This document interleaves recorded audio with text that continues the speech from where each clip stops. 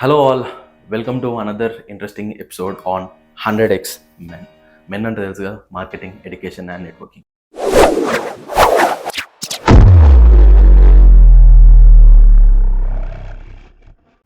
భయానికి, గ్రీడ్కి మధ్యలో human life ఎప్పుడూ ఉంటుంది. అసలు ఆ భయం ఏంది, అసలు ఆ గ్రీడ్ ఏంది అనేది మనము ఈ ఎపిసోడ్లో తెలుసుకుందాం. అయితే ఇంకొంచెం మీకు ఫ్లాష్ బ్యాక్ ఇవ్వాలంటే లాస్ట్ కొన్ని సంవత్సరాల నుంచి ఇండియన్ స్టాక్ మార్కెట్ అనేది చాలా బీభత్సమైన గ్రోత్ తీసుకుంది. But how about in 2025 human mind set మారుతుంది, ఏఐ వస్తుంది, చాలా పొలిటికల్ డిస్టర్బెన్సెస్ అవుతుంది, వార్ జరుగుతుంది, అసలు ఏమవుతుంది throughout the world. And when speaking about Indian investors ఎప్పుడు ఆబ్వియస్లీ ఇంకా ఇన్వెస్ట్ చేస్తున్నామంటే 100% గ్రీడ్ అయితే మనకు ఉంటుంది.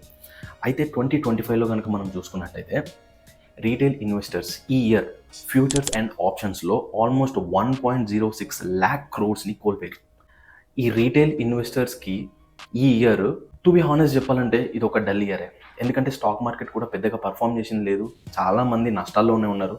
స్టిల్ వాళ్ళ నెంబర్స్ అన్ని రెడ్డింగ్లోనే చూస్తున్నాయి. అయితే ఈరోజు అలాంటి రెడ్డింగ్స్ని గ్రీనింగ్గా మార్చుకోవడానికి అసలు స్మార్ట్ ఇన్వెస్ట్మెంట్ మనం ఎట్లా చేయొచ్చు ఒక ఎక్స్పర్ట్తో మనం తెలుసుకోబోతున్నాం. So this person is Pawan Kumar Reddy garu. And ఈయన ఆల్మోస్ట్ ఒక 10+ ఇయర్స్ నుంచి ఈ ఇండస్ట్రీలో ఉన్నారు. చాలామందికి స్మార్ట్ ఇన్వెస్ట్మెంట్స్ గురించి ఎక్స్ప్లెయిన్ చేశారు, ఇంట్రడ్యూస్ చేశారు. బట్ నేను ఈరోజు మీ అందరికీ ఉపయోగపడే ఒక చిన్న ఎస్ఐపి దాని మీద ఒక ఎపిసోడ్ చేద్దాం అనుకుంటున్నా. సో ఇంకా వెల్కమ్ చేద్దాం.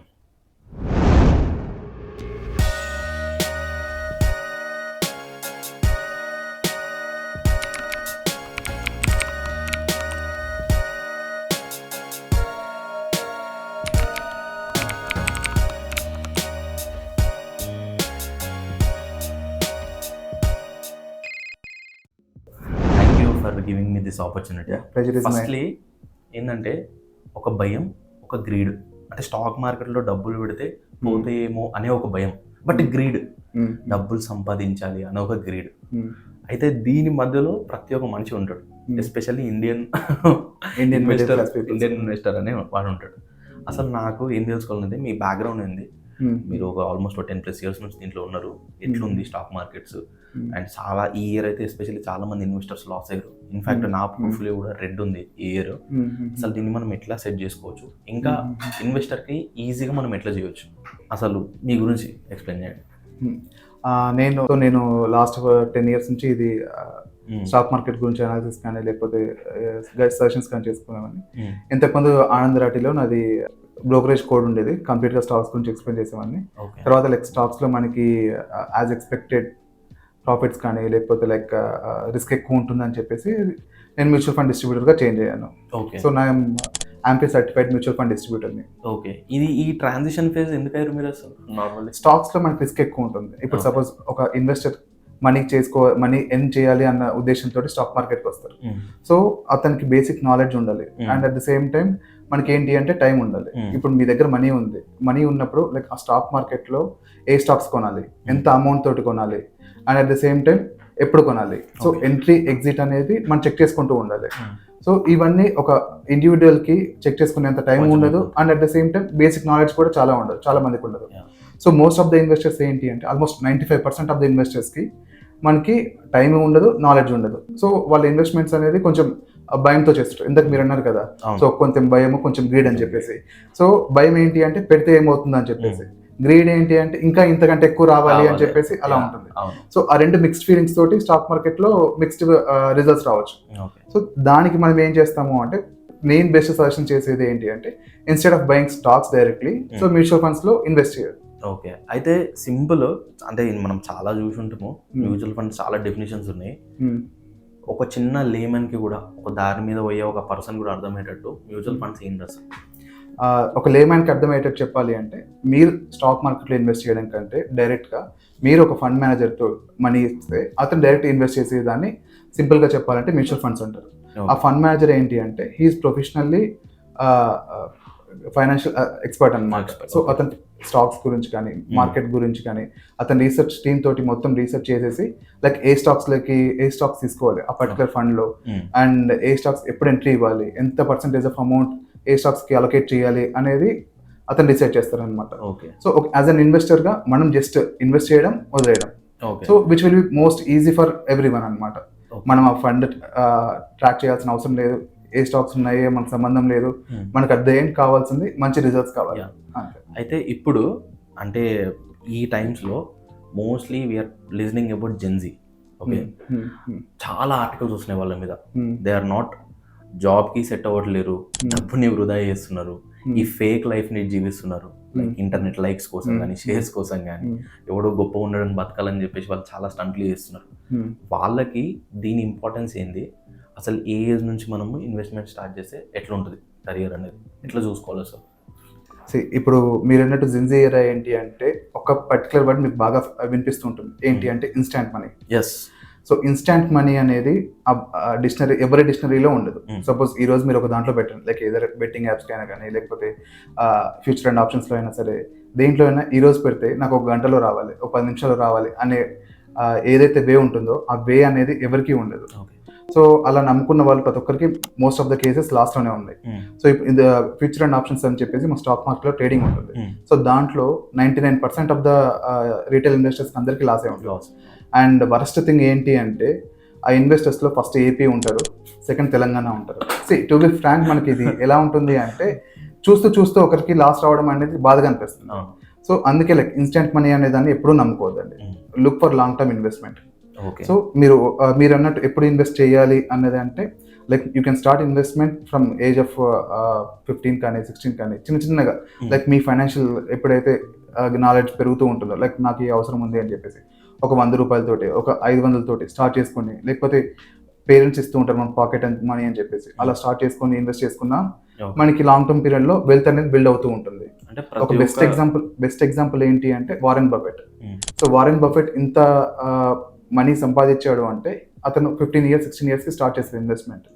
సో స్టాక్ మార్కెట్లో అంత తొందరగా ఇన్వెస్ట్ చేశాడు కాబట్టి అతని వెల్త్ అనేది బిల్డ్ అవుతూ ఉంది. సో పవర్ ఆఫ్ కాంపౌండింగ్ అనేది మనకి టైం పెరిగే కొద్దీ కాంపౌండింగ్ అనేది జరుగుతూ ఉంటుంది. ఓకే.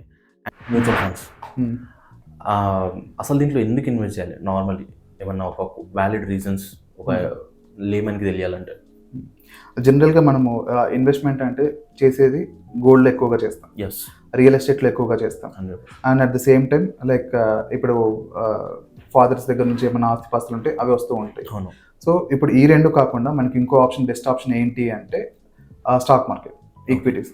సో దాంట్లో ఇన్వెస్ట్మెంట్ ఎందుకు చేయాలి అంటే ఇప్పుడు మీరు సపోజ్ ఒక 1980s మీరు ఒక 1 lakh పెట్టారనుకోండి. సో అది గోల్డ్లో అయితే మీకు 46 times పెరిగి ఉంటుంది. అదే మీకు రియల్ ఎస్టేట్ అయితే 72 times పెరిగి ఉంటుంది. అదే మీకు ఈక్విటీస్లో పెట్టింటే 446 times పెరిగి ఉంటుంది.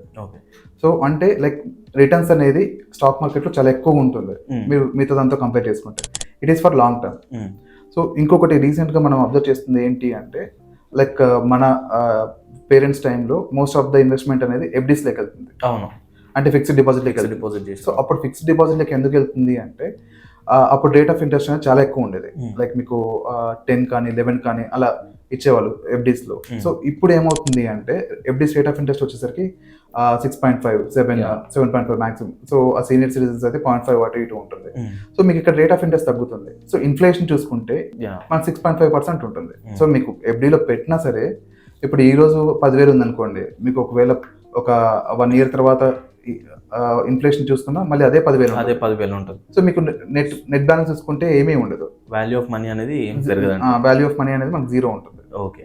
అయితే ఈ మ్యూచువల్ ఫండ్స్ సహీ అయిన యాడ్స్ కానీ లేకపోతే ఎందుకు ఈ మధ్య ఎంత బజ్ అవుతుంది, ఎందుకు సెంట్రల్ గవర్నమెంట్ కానీ ఎందుకు ఇంత ఫోర్స్ చేస్తుంది ఇన్వెస్ట్ కరు మ్యూచువల్ ఫండ్స్ అయ్యి అని పెద్ద పెద్ద స్టార్స్తోని? వాట్ ఈస్ అంటే ఏం నడుస్తుంది అసలు? ఎప్పటికైనా సరే మనకి ఆర్బీఐ కానీ లేకపోతే సెబీ కానీ యాంపీ కానీ ఇవన్నీ ఏం చేస్తాయంటే ఒక నార్మల్ సిటిజన్స్కి ఫైనాన్షియల్ అవేర్నెస్ క్రియేట్ చేస్తాయి.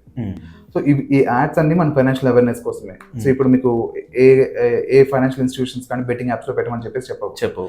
And most of the celebrities ఎవరు ఎంకరేజ్ చేయరు. సో వీళ్ళు ఎంకరేజ్ చేస్తున్నారు అంటే దాని రీజన్ ఏంటి అంటే you will be getting more benefits and more rate of returns అనమాట ఫర్ లాంగ్ టర్మ్. సో వాళ్ళు ఈ రోజు పెట్టేసి రేపు తీయమని చెప్పట్లేదు. సో ఇన్వెస్ట్ చేయండి అండ్ పుష్ అహౌండ్. సో అంటే ఏంటంటే లైక్ ఈ రోజు ఇన్వెస్ట్ చేసేసి like stay for long term అని చెప్పేసి. మన Indian consumers, retail consumers almost ఒక 5% కూడా ఉండరు అనుకుంటారు. ఒక 100 మెంబర్స్ తీసుకుంటే 5 మెంబర్స్ కూడా ఇన్వెస్ట్ చేయాలి ఇప్పుడు- యాజ్ పర్ అనలిటిక్స్. ఇప్పుడు లైక్ ఆ పర్సంటేజ్ అనేది పెరుగుతూ ఉందండి. ఓకే. సో రీసెంట్గా లైక్ మా కరోనా నుంచి ఈ మ్యూచువల్ ఫండ్స్ అనేది బాగా పాపులర్ అయ్యింది. సో మీరు ఎస్ఐపిస్ కానీ లేకపోతే లంసమ్ కానీ ఈ ఇన్వెస్ట్మెంట్ అనేది చాలా ఎక్కువగా ఉంది. ఎందుకంటే లైక్ వీరికి alternative source of income, alternative investment లేదు కాబట్టి ఇంత రిటర్న్స్ వచ్చేవి. మీరు ఏ గవర్నమెంట్ స్కీమ్ తీసుకున్నా లైక్ మీకు 8%, 9% కంటే ఎక్కువ ఉండదు. ఓకే. సో దీంట్లో మనం ఆన్ అన్ యావరేజ్గా 14% కానీ లేకపోతే 15% కానీ లాంగ్ టర్మ్లో ఎక్స్పెక్ట్ చేయొచ్చు. ఓకే. ఇంకొంచెం డెప్త్కి వెళ్తే లైక్ నార్మలీ ఏ ఇన్వెస్ట్మెంట్ ప్లాన్ ఇప్పుడు మీరు సజెస్ట్ చేస్తారు మీకు ఓకే అంటే? అండ్ ఇంకోటి కూడా ఏంటంటే చాలా మందికి ఏంటంటే సరే నేను ఇన్వెస్ట్ చేస్తున్నా, ఒక లాకిన్ పీరియడ్ పెట్టుకుంటాను నేను 3 years లేకపోతే 5 years పెట్టుకుంటాను, బట్ నాకు ఇమీడియట్ ఎమర్జెన్సీ ఉంటుంది డబ్బులు, అప్పుడు నేను అమౌంట్ తీస్తే ఎంత అమౌంట్ కట్ అవుతుంది, అసలు నాకు ఫుల్ అమౌంట్ వస్తుందా రాదా అన్నది ఇట్లాంటి కొన్ని కన్ఫ్యూజన్స్ ఉన్నాయి అనమాట. సో దీనికి మీరు ఇచ్చే ఆప్షన్ ఏంటి? ఇప్పుడు మీరు ఇన్వెస్ట్ చేశారు, సపోజ్ మీరు 1 lakh ఇన్వెస్ట్ చేశారు. సో 3 years వరకు మీరు లాకిన్ పీరియడ్ పెట్టుకున్నారు. సో 3 years తర్వాత మీరు ఆన్ యావరేజ్ గా లైక్ ఒకవేళ 10% పెట్టుకుంటే మీకు 3,30,000 అవుతుంది. సరే 1,30,000 అవుతుంది. ఆ 1,30,000 మీరు ఎగ్జిట్ అవ్వచ్చు, ప్రాబ్లం లేదు. దానికి మీకు ఎగ్జిట్ ఛార్జెస్ కానీ లేకపోతే లైక్ ఇంకా మిగతా ఎక్స్పెన్సెస్ కానీ ఏమీ ఉండవు. సో ఎంతైతే అమౌంట్ ఉందో అంత మొత్తం మీరు విత్డ్రా చేసుకోవచ్చు. ఇది మీరు ఒకవేళ 10% రిటర్న్స్ ఉంటాయి. ఒక్కొక్కసారి మనకి ఎలా ఉంటుందంటే మీకు నెగిటివ్ రిటర్న్స్ కూడా రావచ్చు. ఓకే. అంటే ఇప్పుడు 1 lakh పెట్టింది నెగిటివ్ రిటర్న్స్ లైక్ మీరు 10% ఉన్నాయి అనుకోండి, 1 lakh కాస్త 90,000. మ్యూచువల్ ఫండ్స్ కూడా నెగిటివ్ అవుతుందా? మ్యూచువల్ ఫండ్స్ కూడా లైక్ మనకి ఎలా ఉంటుందంటే రిస్క్ బట్టి ఉంటుంది. అదే అంటున్నాను. ఇప్పుడు మీకు షార్ట్ టర్మ్ కంటే వొలటిలిటీ అనేది ఉంటుంది. సో హెచ్చు తగ్గులు అంటారు. సో అది చాలా ఎక్కువగా ఉంటుంది. అదే మీరు లాంగ్ టర్మ్ తీసుకున్నారు అనుకోండి, ఆ వొలటిలిటీ అనేది చాలా తక్కువ ఉంటుంది. సో మీకు ఆ పెరగడమే తప్ప లైక్ ఎంత అప్స్ అండ్ డౌన్స్ ఉన్నా సరే మీకు కాన్స్టెంట్ గా ఉంటుంది. సపోజ్ ఇప్పుడు నేను 2 ఎగ్జాంపుల్స్ చెప్తాను. ఒక 2008లో మనకి మార్కెట్ క్రాష్ అయింది. సో ఆ రోజుతో మనకు మార్కెట్ క్రాష్ అయినా సరే మనకు మళ్ళీ మార్కెట్ పెరిగింది. సో అప్పుడు 8,000 ఉన్నది ఇప్పుడు ఆల్మోస్ట్ చాలా పెరిగింది. And at the same time మీకు రీసెంట్ గానే నిఫ్టీ కరోనా వల్ల కూడా ఆల్మోస్ట్ అందరూ భయపడ్డారు, మార్కెట్ క్రాష్ అయింది. కానీ అది బెస్ట్ ఆపర్చునిటీ ఇన్వెస్ట్మెంట్. అండ్ ఇప్పుడు డౌన్ ద లైన్ 5 years తీసుకుంటే మనకి మార్కెట్ అనేది ఆల్మోస్ట్ 2 times వరకు పెరిగింది. సో అప్పుడు కంపేర్ చేసుకుంటే సో అలా మనకి ఎప్పుడైనా సరే పడినప్పుడు మంచి ఆపర్చునిటీ ఇంకా ఎక్కువగా ఇన్వెస్ట్ చేయడానికి. ఈ విషయం ఎంత మందికి తెలిసినా ఎందుకు వాళ్ళు అప్పుడు పడినప్పుడు అన్ని తీసేస్తుంటారు, మళ్ళీ ఎందుకు ఇన్వెస్ట్ చేయరు? ఇందాక మనం మాట్లాడుకున్నట్టు భయం. సో ఇప్పుడు లైక్ మీరు అన్నట్టు చాలా మోస్ట్ ఆఫ్ ద సెలబ్రిటీస్ ఏం చేస్తున్నారంటే మ్యూచువల్ ఫండ్స్ లో ఇన్వెస్ట్ చేయండి అంటారు. సో వాళ్ళు అది చూసుకొని ఇప్పుడు మీకు ఇండిపెండెంట్ గా ఉన్నాయి లైక్ గ్రో కానీ అప్స్టాక్స్ కానీ జీరోదా కానీ. సో ఏవైనా సరే వాళ్ళు డైరెక్ట్ ఇన్వెస్ట్మెంట్ చేసుకుంటారు. ఆ ఇన్వెస్ట్మెంట్ చేయడం వల్ల వాళ్ళు లైక్ ఎప్పుడైనా మార్కెట్ పడినప్పుడు క్రాష్ అయినప్పుడు వాళ్ళు ఏంటి అంటే కొంచెం భయం ఉంటుంది. సో అదే ఒక మ్యూచువల్ ఫండ్ డిస్ట్రిబ్యూటర్ ద్వారా చేశారనుకోండి, సో వాళ్ళకి ఏంటంటే మార్కెట్ పడినప్పుడు ఫస్ట్ పాయింట్ ఆఫ్ కాంటాక్ట్ నేను అవుతాను. ఓకే. సో నేను అవుతే సార్ ఇలా మార్కెట్ పడింది, ఇప్పుడు మనం ఇన్వెస్ట్ చేయడం బెటర్ అంటారా లేకపోతే ఎగ్జిట్ అవ్వడం బెటర్ అంటారా? ఎందుకంటే నా ఫైనాన్షియల్ గోల్స్ కి ఇది సూట్ అవ్వకపోవచ్చు, నేను ఇంకో 1 year లో విత్డ్రా చేసుకుంటున్నాను. సో దీనికి మీరు ఎలా సర్చ్ చేస్తారు అని చెప్పేసి నన్ను అడుగుతారు. సో నేను వాళ్ళకి ఎలా చెప్తాను అంటే ఇప్పుడు సపోజ్ ఒక పర్సన్ దగ్గర మనకి 10 lakhs ఉంది. సో మార్కెట్ పడింది అంటే ఆ 10 lakhs కాస్త 7 lakhs అయింది. సో 3 lakhs లాస్ లో ఉంది. అది అతను యాక్సెప్ట్ చేయాలి, మనం యాక్సెప్ట్ చేయాలి. సో అది 3 lakhs లాస్ లో ఉందని చెప్పి మొత్తం ఇన్వెస్ట్మెంట్ తీసుకున్నాను అనుకోండి, సో వచ్చే రిటర్న్స్ కూడా రావు. సో దానికి నేను సజెస్ట్ చేసేది ఏంటి అంటే సో మనకి LAS అని ఉంటుంది, లోన్స్ అగైన్స్ సెక్యూరిటీస్ అని చెప్పేసి. ఇప్పుడు మన దగ్గర బంగారం ఉందనుకోండి, బంగారం తాకట్టు పెట్టేసి లోన్ తీసుకుంటాము. సో అలాగే మన దగ్గర మ్యూచువల్ ఫండ్స్లో మనము మ్యూచువల్ ఫండ్స్లో ఎంతైతే అమౌంట్ ఉందో దానికి మనం లోన్ తీసుకోవచ్చు. సో దానికి సిబిల్ అవసరం లేదు అండ్ శాలరీ అవసరం లేదు. సో ఏమీ అవసరం లేదు. ఇది కొత్త పాయింట్ నాకు తెలియదు. అంటే ఇప్పుడు నా దగ్గర మ్యూచువల్ ఫండ్స్లో 2 lakhs ఉంటే దాన్ని పెట్టి మళ్ళీ నేను లోన్ తీసుకోవచ్చు. సో దానివల్ల మనకు అడ్వాంటేజ్ ఏంటి అంటే ఇప్పుడు మీ దగ్గర ఏదైతే లాస్ ఉందో అది ఓన్లీ ఫర్ షార్ట్ టర్మ్. అంటే ఇప్పుడు మార్కెట్ క్రాష్ అయింది కాబట్టి ఆబ్వియస్ గా లాస్ వస్తుంది. కానీ మీరు లాంగ్ టర్మ్ చూసుకుంటే అది రీబౌండ్ అవుతుంది మళ్ళీ. సో దాన్ని మీరు పోగొట్టుకుంటారు ఒకవేళ విత్డ్రా చేసుకుంటే. And at the same time me financial needs కి మీకు మనీ కావాలి. సో ఆ మనీ మీకు ఎంతైతే ఇప్పుడు మీకు మొత్తం 7 lakhs అవసరం లేకపోవచ్చు, 1 lakh కానీ లేకపోతే 2 lakhs కానీ. సో ఎంతైతే మీకు రిక్వైర్మెంట్ ఉందో ఆ రిక్వైర్మెంట్ తగ్గట్టు మీరు విత్డ్రా చేసుకోవచ్చు. సో పార్ట్ డిస్ఇన్వెస్ట్మెంట్ కానీ లేకపోతే పార్ట్ లోన్ కానీ తీసుకోవచ్చు. అంటే మోస్ట్ ఆఫ్ ద మెంబర్స్ కి తెలియదు. సో అదే అంటున్నాను, ఇప్పుడు మీకు డైరెక్ట్ గా ఇన్వెస్ట్ చేసేదానికి యాజ్ ఎ ఫండ్ డిస్ట్రిబ్యూటర్ గా మేము చెప్పేదానికి ఇలా చిన్న డిఫరెన్స్ ఉంటాయి, which adds value to your wealth అన్నమాట. ఓకే. నార్మల్ గా మీ దగ్గరికి వచ్చి అడిగితే మీరు ఏం సజెస్ట్ చేస్తారు? ఒకవేళ నార్మల్ ఇందాక అడిగిన క్వశ్చన్ ఒక కొన్ని ఫండ్స్ సజెస్ట్ చేయాలంటే చెప్పొచ్చా అది? ఇప్పుడు అంటే నేను ఒక పర్టికులర్ ఫండ్ అని డైరెక్ట్ చెప్పలేనండి. ఓకే. సో వాళ్ళకి ఎలా అంటే లైక్ ఒక్కొక్కరికి ఒక్కొక్క ప్రొఫైల్ ఉంటుంది. లైక్ మీ ఫైనాన్షియల్ గోల్ ఏమి ఉంటుంది, లైక్ ఒక ఇల్లు తీసుకోవాలి ఒక 10 years డౌన్ ద లైన్. ఇంకొకరికి చైల్డ్ ఎడ్యుకేషన్ కానీ చైల్డ్ మ్యారేజ్ కానీ. కొంతమంది భయపడుతూ ఉంటారు లైక్ నాకు ఇంత రిస్క్ వద్దు, సో నాకు రిస్క్ తగ్గించండి. అంటే ఎవరైనా కూడా ఇన్వెస్ట్మెంట్ అనేది వాళ్ళ గోల్ ఏంది అనే దాని ప్రకారం ఫైనాన్షియల్ ప్లాన్స్ ఉంటాయి. సో అట్లా పెట్టడం కాకుండా అదే ఇప్పుడు ఒక్కొక్క పర్సన్ కి ఒక్కొక్క ఫైనాన్షియల్ గోల్ కానీ ఒక్కొక్క రిస్క్ ప్రొఫైల్ కానీ ఉంటుంది. దానికి తగ్గట్టు మేము ఫండ్ సెలెక్ట్ చేస్తాం అనమాట. ఇప్పుడు ఈ ఫండ్ పర్ఫామ్ చేసింది అని చెప్పేసి డైరెక్ట్ దీంట్లో పెట్టాం అనుకోండి, అప్పుడు అతను ఫైనాన్షియల్ దానికి సూట్ అవ్వకపోవచ్చు. ఇప్పుడు అందరూ ఏంటి అంటే స్మాల్ క్యాప్ ఫండ్స్ అని చెప్పేసి రీసెంట్ గా బాగా పర్ఫామ్ చేస్తారు, అది రిటర్న్స్ ఎక్కువ వస్తుందని చెప్పేసి అందరు దాంట్లో పెట్టారు అనుకోండి. మేబీ మార్కెట్ పడిన తర్వాత ఫస్ట్ పడేది అదే, అండ్ రీసెంట్ గా జరిగింది కూడా అది. సో దానివల్ల ఏమవుతుంది అంటే వాళ్ళు రిస్క్ తీసుకున్నది రిస్క్ చాలా ఎక్కువ ఉంటుంది. సో వాళ్ళ ఫైనాన్షియల్ గోల్స్ సెట్ అవ్వకపోవచ్చు. సో ఇప్పుడు ఒక 5 years లో ఒక పర్సన్ వాళ్ళ అమ్మాయి పెళ్లి ఉంది, సో అతను రిస్క్ తీసుకోలేడు, ఎందుకంటే అది ఖచ్చితంగా జరిగేది 100%. సో కొన్ని సిచ్యువేషన్స్ ఉంటాయి. నేను రిటైర్మెంట్ ప్లాన్ చేసుకున్నాను, సో ఇప్పుడు నా ఏజ్ 30 years వరకు ఉంది, సో నేను రిస్క్ తీసుకోవచ్చు. నాకు పడినా సరే నాకు లాస్ట్ అట్ ద ఎండ్ నాకు వోలటిలిటీ ఏం తగ్గుతుంది కాబట్టి నేను రిస్క్ తీసుకోవచ్చు. సో ఇండివిజువల్ పర్సన్ బట్టి ఇండివిజువల్ ఫైనాన్షియల్ గోల్స్ బట్టి ఫండ్స్ అనేది డిసైడ్ చేస్తాం. ఓకే. అండ్ ఇంకొకటి ఇది ప్రతి ఒక్కరికి ఉంటుంది. నార్మల్లీ ఒక 20,000 శాలరీ వచ్చేవాడు ఎంత ఇన్వెస్ట్ చేస్తే బాగుంటుంది, ఎట్లా చేసుకుంటే బాగుంటుంది? ఎందుకంటే ఇప్పుడు మనం చూస్తున్నాం ఖర్చులు కూడా ఎంత కాస్ట్లీ అయిపోయింది. 50,000 వచ్చేవాడు ఎట్లా చేస్తే బాగుంటుంది, 1 lakh వచ్చేవాడు ఎట్లా చేస్తే బాగుంటుంది? ఒక స్ప్లిట్ ఏమైనా ఇవ్వగలుగుతారా? ఇప్పుడు మామూలుగా ఒక 20,000 చేసే అతనికి సపోజ్ 10% తీసుకుంటే 2,000 వరకు నాకు తెలిసి కంఫర్టబుల్గా ఇన్వెస్ట్ చేయడానికి ఛాన్సెస్ ఉంటాయి. So at the same time ఇప్పుడు 20,000 వచ్చే అతనికి 30 కానీ 40,000 వస్తుంది అంటే సో మేబీ ఆ అమౌంట్ పెరుగుతూ ఉండదు. సో ఒక పర్టికులర్ ఇప్పుడు సపోజ్ 50,000 వచ్చే అతను తీసుకున్నాం అనుకోండి, అతను 10,000 వరకు ఇన్వెస్ట్ చేయగలరు. సో అతని క్యాపబిలిటీ ప్రకారం. అదే 50,000 అతనికి 60,000 వస్తే సో మనకి లైఫ్ స్టైల్ ఏదైతే ఉందో అది స్టాండర్డ్ చేసుకొని అండ్ రిమైనింగ్ అమౌంట్ ఏదైతే ఇంక్రిమెంట్ ఉంది, ఇప్పుడు 50,000 కి మనం 10,000 పెట్టాలి, సో 60,000 కప్పుడు మనం 20,000 పెట్టేలా ఇన్వెస్ట్మెంట్ చేసుకోవాలి. అట్లా పాజిబుల్ అది మన స్టాండర్డ్ ఆఫ్ లివింగ్ మనం పెంచకుండా లైక్ ఇన్వెస్ట్మెంట్ పెంచుకుంటూ పోతే లైక్ లాంగ్ టర్మ్ లో వెల్త్ అనేది ఈజీగా బిల్డ్ చేసుకోవచ్చు. Okay okay okay. ఇప్పుడు మీకు 1 lakh వస్తే నేను 80,000 ఖర్చు పెడతాను, నేను ఓన్లీ 10,000 పెడతాను అంటే దట్ డజంట్ మేక్ సెన్స్ అనమాట. సో మీరు శాలరీ పెరిగే కొద్దీ మీ ఇన్వెస్ట్మెంట్ అమౌంట్ కూడా పెంచడానికి ట్రై చేసుకుంటూ ఉండండి. ఓకే. ఎంతో కొంత మినిమం దానికి యాడ్ చేస్తే అది మీ స్టాండర్డ్ ఆఫ్ లివింగ్ అదే అలానే మెయింటైన్ చేస్తూ మీ ఇన్వెస్ట్మెంట్ అమౌంట్ అనేది పెంచుకుంటూ పోయారనుకోండి, సో దట్ వెల్త్ బిల్డింగ్ అనేది ఈజీగా అవుతుంది. ఓకే. ఇప్పుడు నార్మల్లీ ఒక ఇండివిజువల్కి శాలరీ వస్తుంది, ఖర్చులు ఉంటాయి, ఫ్యామిలీ ఖర్చులు, వాటి పర్సనల్ ఎక్స్పెండిచర్స్ ఉంటాయి. సో సేవింగ్ ముఖ్యమా, లేకపోతే సేవింగ్ కాకుండా ఇంకా మీరు ఏం సజెస్ట్ చేయగలుగుతారు? Like before going to investment like ఎవరైనా సరే సేవింగ్ చేసేటప్పుడు ఇంకా నేను బెస్ట్ థింగ్ సజెస్ట్ చేసేది అంటే ఎవ్రీ ఇండివిజువల్కి ఒక లైఫ్ ఇన్సూరెన్స్ అండ్ ఒక హెల్త్ ఇన్సూరెన్స్ అతనికి లైక్ మొత్తం కంప్లీట్ ఫ్యామిలీకి ఇది మ్యాండేటరీ. సో ఇది కంప్లీట్ అయిన తర్వాతనే then I suggest them to go for investment.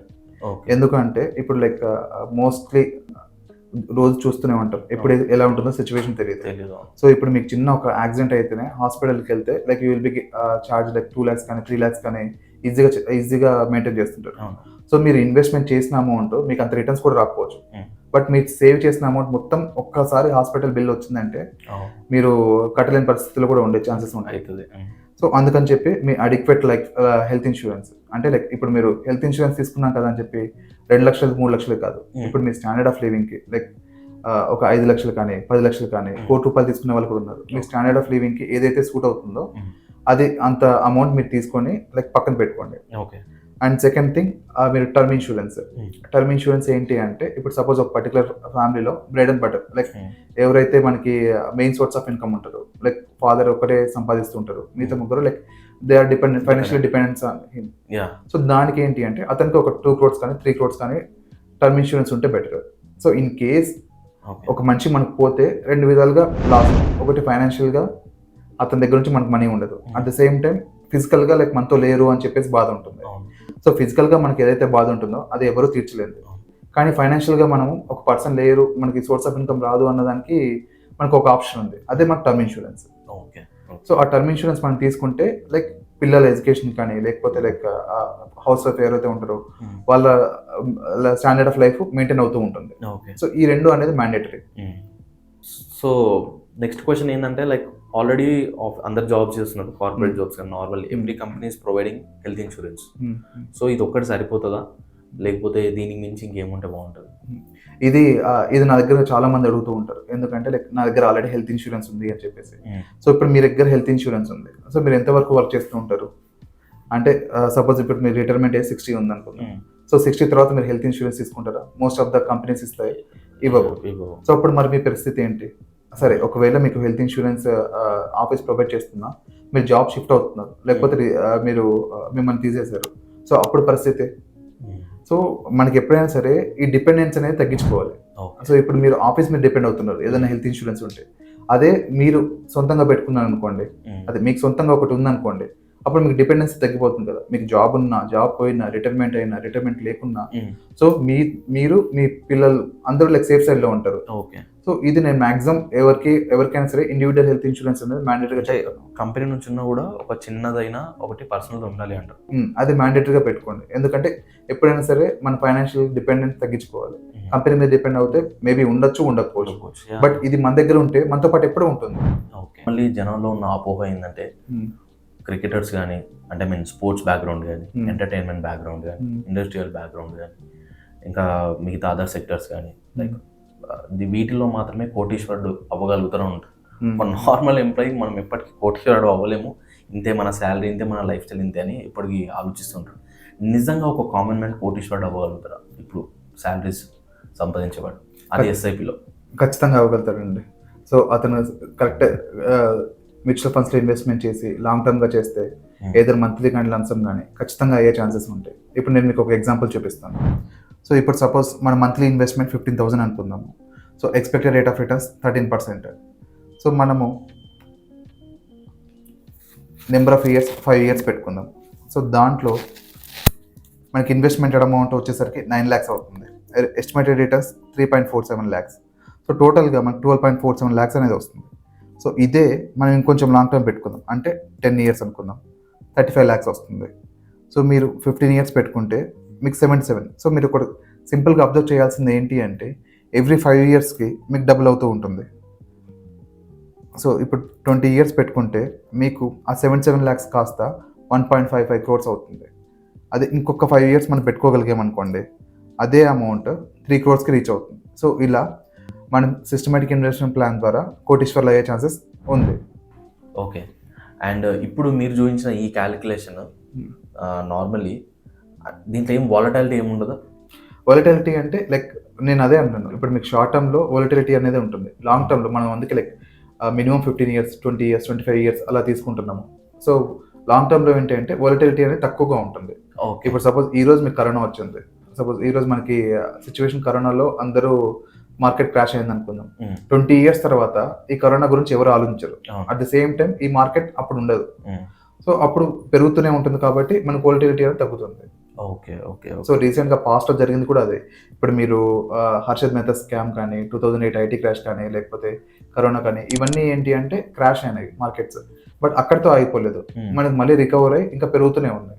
నేను ఎస్ఐపిలో ఒక 100 rupees మాత్రమే ఇన్వెస్ట్ చేయాలని చేయొచ్చండి. మినిమం అమౌంట్ మనకి 100 rupeesతో స్టార్ట్. మినిమం 100 rupees ఎవ్రీ మీకు ఎస్ఐపి అనేది ఎవ్రీ మంత్ చేయాల్సి ఉంటుంది. సో అది మినిమం అమౌంట్ 100 rupeesతో కూడా స్టార్ట్ చేసుకోవచ్చు. 100 rupees నుంచి ఇంకెంతవరకు వెళ్ళొచ్చా, లేకపోతే అప్పర్ లిమిట్ ఏమి ఉండదండి, ఎంతవరకు మీరు పెట్టుకోవచ్చు. బ్రో ఇప్పుడు మళ్ళీ జెన్జీకి మ్యాటర్కి వస్తే 25 years అసలు ఏమవుతుందో ఏందో చాలా మంది కన్ఫ్యూజన్ ఉంటుంది. అంత లాంగ్ టర్మ్ వరకు ఆగాల నేను కోటీశ్వరుడు అవ్వాలంటే ఇంకా షార్ట్ టర్మ్ లో అవ్వలేరా అని ఉంటుంది. అవ్వచ్చా? షార్ట్ టర్మ్ లో మనం అవ్వాలి అంటే మనకి స్టెప్ అప్ ఎస్ఐపి అని ఉంటుంది. సో స్టెప్ అప్ ఎస్ఐపి వల్ల మనం 25 years గోల్ ఏదైతే ఉంటుందో అది 15 years కానీ 20 years కానీ రీచ్ అయ్యే ఛాన్సెస్ ఉంటాయి. అంటే ఏంటి లైక్ ఇంకొంచెం డెప్త్గా చెప్తారా? అంటే ఏమైనా ఇన్వెస్ట్ చేయాలా ఎక్స్ట్రా, లేకపోతే ఎట్లా స్టెప్ అప్ ఎస్ఐపి అంటే? దీని గురించి మనం నెక్స్ట్ వీడియోలో క్లియర్గా ఎక్స్ప్లెయిన్ చేస్తాం. Okay, thank you bro. ఒక కన్ఫ్యూజన్తో కొంచెం క్లారిటీ వచ్చింది, ఇంకొంచెం తెలుసుకోవాలండి. నెక్స్ట్ ఎపిసోడ్లో తప్పకుండా నెక్స్ట్ ఎపిసోడ్ గురించి మనం డిస్కస్ చేద్దాం, స్టెప్ అప్ ఎస్ఐపి గురించి. ఓకే.